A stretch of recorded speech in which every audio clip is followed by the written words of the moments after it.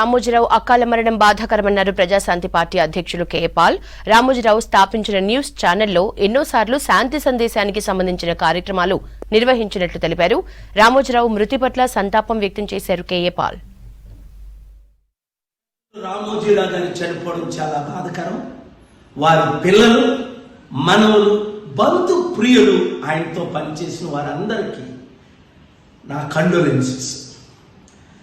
మీ అందరికీ తెలుసు, 25 సంవత్సరాల క్రిందట శాంతి సందేశం అన్న సుసమాచారం, శాంతిని ప్రకటించడం మొట్టమొదట ఈటీవీలో ఆరంభమైంది.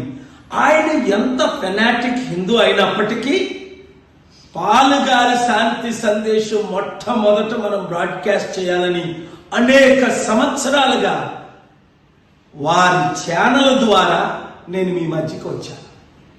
శాంతిని నెరవేర్చడమే పాలుగారి శాంతి సందేశాలు మతపూరితమైన కావు అని ఒక దృఢ నిశ్చయంతో ఆయన్ని గుర్తించుకోవాలి.